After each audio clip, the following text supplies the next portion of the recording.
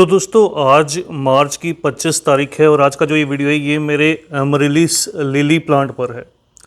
आज की इस वीडियो में आपको बताऊंगा कि अमरेलिस लिली की केयर किस तरह से करनी चाहिए और इसके जो तीन मेन जो फेज़ रहते हैं इसकी, जो एक तो फ्लावरिंग स्टेज रहती है, एक इसकी बल्ब्स की स्टेज रहती है, दूसरा इसका रेस्ट पीरियड रहता है। तो इन तीनों स्टेजेस में क्या करना चाहिए, किस तरह से ये स्टेजेस जो हैं वो आनी चाहिए और किस समय पर आनी चाहिए, जिससे कि आपके ये जो पौधे हैं ये अच्छे से इस मौसम में खिलने लगें। इनका जो खिलने का सही समय रहता है, इस तरह से अमरेलिस लिली का ये मार्च अप्रैल का मौसम रहता है। बहुत से कमेंट्स आते हैं हमारे जो पौधे हैं वो नहीं खिलते, उसके जो बल्ब्स हैं हमने ग्रो किए थे लेकिन जो फ्लावरिंग है वो पिछले 2-3 साल से नहीं हुई, इसका क्या रीज़न है। तो आज की इस वीडियो में ये सब जो टॉपिक्स हैं ये डिस्कस करूँगा। वीडियो को पूरा देखिएगा, वीडियो आपको इन्फॉर्मेटिव लगेगी। वीडियो को आगे बढ़ाने से पहले सबसे पहले आपको बता दूं कि अमरेलिस लिली का ये जो पौधा रहता है ये परमानेंट पौधा रहता है। इसके जो बल्ब्स हैं या प्लांट है वो पूरा साल अपनी ग्रोथ करते रहते हैं, लेकिन इसके फ्लावरिंग का जो सही समय रहता है वो स्प्रिंग सीजन रहता है, जब गर्मी की शुरुआत होती है। तो केवल एक बार इसके जो फ्लावर्स हैं साल में वो निकल कर आते हैं और लगभग 10 दिन तक, 8 से 10 दिन तक जो है वो प्लांट पर होल्ड भी करते हैं। और इसके एक बल्ब में अगर आप नोटिस कीजिएगा इस तरह से 2 से जो 4 फ्लावर्स हैं वो निकल कर आते हैं। ये देखिए, इसके सबसे पहले आपको बल्ब्स दिखा देता हूँ। इस तरह से इसके जो बल्ब्स हैं नीचे बिल्कुल प्याज की तरह या शलगम की तरह आप कह सकते हैं। इस तरह से इसके जो बल्ब्स हैं वो नीचे बेस में इनको ग्रो करना पड़ता है। जितने साइज़ का बल्ब रहता है उतना ही अच्छा, बड़े साइज़ का बल्ब होने पर उतने ही अच्छे जो फ्लावर्स हैं वो निकल कर आते हैं। नंबर 2 पर आपको बताऊं, इसमें सिंगल पेटल और डबल पेटल दोनों तरह की जो वैरायटीज़ हैं वो अवेलेबल रहती हैं। तो आपकी पर्सनल चॉइस है, आप कौन से कलर और कौन से जो पेटल हैं इसके ग्रो करना चाहते हैं। मल्टीपल जो कलर्स हैं इसमें अवेलेबल रहते हैं, बहुत से बाई कलर भी इसमें अवेलेबल रहते हैं। ये मेरे पास जो आप देख रहे हैं ये जल्द खिलने वाला, ये इसका रेड कलर का बल्ब है। ये देखिए, जैसे मैंने आपको बताया, ये बल्ब का जो साइज़ है वो जितना मैच्योर रहता है, जितना मोटा रहता है, बड़ा रहता है, उतना ही अच्छा जो ये प्लांट है वो फ्लावरिंग करता है।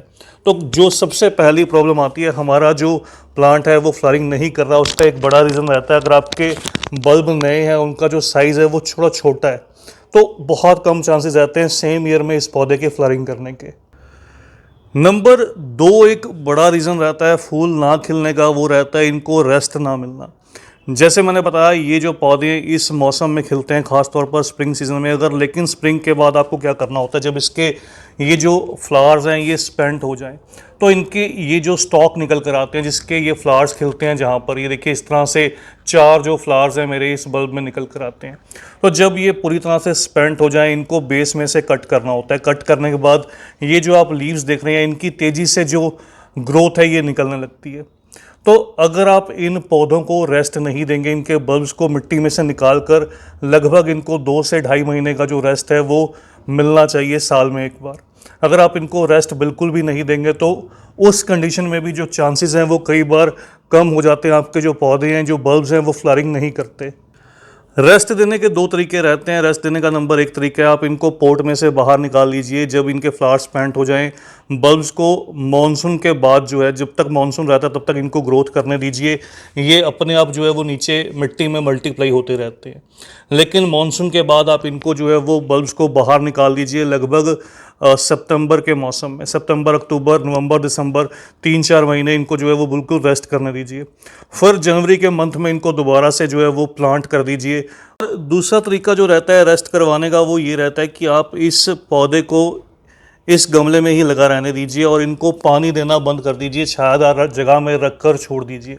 बिल्कुल इनको मानसून के बाद जो है वो मिट्टी को ड्राई होने दीजिए, पानी देना बिल्कुल बंद कर दीजिए। और ऊपर की साइड में जितनी भी ये पत्तियां रहती हैं, इन सभी लीव्स को यहाँ से बेस में से इस तरह से जो है वो कट कर दीजिए। तो ये दूसरा मेथड रहता है इन प्लांट्स को रेस्ट देने का। धीरे धीरे इनको शेडेड एरिया में रखकर, छायादार जगह में रखकर इनको छोड़ दीजिए और 2-3 महीने के बाद फिर से इनको जो है वो पानी देना स्टार्ट कीजिए। उस कंडीशन में भी ये जो आपके बल्ब्स हैं ये पूरी तरह से डोरमेंसी में चले जाएंगे, पूरी तरह से रेस्ट में चले जाएंगे। फिर आप देखिएगा जब दोबारा से इनका सीज़न स्टार्ट होगा, आप पानी देना शुरू करेंगे तो ये दोबारा से ग्रोथ करना भी स्टार्ट कर देंगे। तो ये 2 मेन बड़े जो रीज़न रहते हैं अगर आपके पौधे फ्लावरिंग नहीं करते, एक उनको रेस्ट नहीं मिलता, दूसरा बल्ब का जो साइज़ है वो छोटा रहता है, तो उस साल वो जो बल्ब्स हैं वो फ्लावर नहीं दे पाते। उसके अलावा अगर बात करूं इनकी मिट्टी की, तो मिट्टी इनको बिल्कुल वेल ड्रेन्ड देना सही रहता है, जो पोरस मिट्टी हो हल्के से मॉइस्चर को होल्ड करे, क्योंकि जितने भी ये बल्बस पौधे रहते हैं इनको ओवर मॉइस्चर पसंद नहीं रहता। थोड़ा सा ड्राई साइड जो सॉइल की रहती है वो इनको पसंद रहती है, उसमें ये अच्छे से ग्रो करती हैं। जब भी मिट्टी तैयार कीजिए, बल्ब्स को अच्छे न्यूट्रिशन के लिए आप मिट्टी के अंदर जो 2 बड़े चम्मच या गमले के अकॉर्डिंग 2 से 3 बड़े चम्मच बॉन मील के जरूर ऐड कीजिए, फॉस्फोरस का रिच सोर्स, जिससे जो ये बल्ब्स हैं उनका साइज़ भी बढ़ता रहे और ये फ्लावर्स भी अच्छे से प्रोड्यूस कर पाए। और लास्ट में अगर बात करूं, जिन मेरे दोस्तों ने अभी तक इनके बल्ब्स को प्लांट नहीं किया, वो इनसे फ्लावर्स चाहते हैं, तो बहुत केसेस में आप नोटिस करेंगे अगर आप इनके इस मौसम में नए अगर बल्ब्स लाकर ग्रो करेंगे, बल्ब्स आपको इजीली ऑनलाइन भी अवेलेबल रहते हैं, नर्सरीज पर भी अवेलेबल रहते हैं। आप आपकी अपनी चॉइस है, आप किस तरह का, किस कलर का, डबल या सिंगल, किस तरह का जो बल्ब है वो ग्रो करना चाहते हैं। तो ग्रो करने पर बहुत चांसेस इस मौसम में रहते हैं कि इनकी जो लीव्स हैं वो देर से निकलेंगी। इस मौसम में सबसे पहले इस तरह से जो फ्लावरिंग स्टॉक है वो आपको दिखाई देगा। तो अभी भी आप इनके बल्ब्स को ग्रो कर लीजिए, बिल्कुल सही समय है, पूरी अप्रैल का समय है, अभी ये फ्लावरिंग बहुत अच्छे से कर देंगे। इसके अलावा बहुत ज़्यादा तेज़ जो धूप रहती है उसमें ना प्लेस करके इन पौधों को जो है वो आप थोड़ा सा सेमी शेड में प्लेस करेंगे तो ये ज़्यादा अच्छे से ग्रोथ करेंगे। तो बस दोस्तों, ये थी इस पौधे की इन्फॉर्मेशन जो आपके साथ शेयर की।